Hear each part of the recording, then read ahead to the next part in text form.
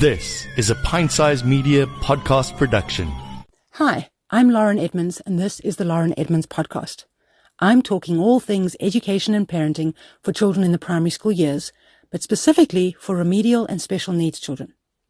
I hope to give you my insights that I've gained over the last 12 years of in-field research, owning a special needs school in Johannesburg, as well as the academic research I've been doing for decades. I hope you enjoy it. I want to talk to you today about skills and how they get assessed at school in particular, mainly because we've just been through our end-of-term process in our reporting and evaluating children, and we came across, we got to the section where we were evaluating whether a particular child had the ability to problem solve. Now, when he does this in an academic setting, he's sitting at his desk and he's doing a particular piece of work, he doesn't seem to have the skill of problem solving in that context. But when we see him on the playground with his friends, he problem solves all the time. So now we ask ourselves the question, how are we evaluating this child's abilities? Are we evaluating him as having no problem solving skills because he can't do it in the context in which we would like to evaluate him?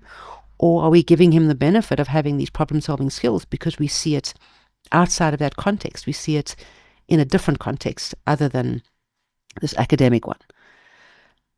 So this talks to the evaluation of children, the assessment of children, talks directly to how we teach them as well. We work with a lot of children on the autism spectrum that would be regarded as nonverbal, and this is a scale and it looks different in every child.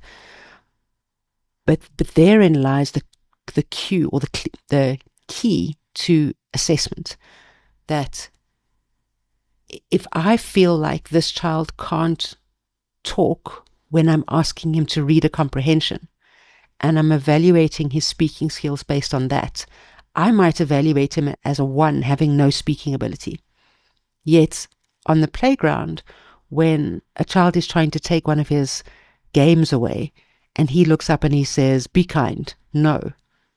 I can see that this child can talk.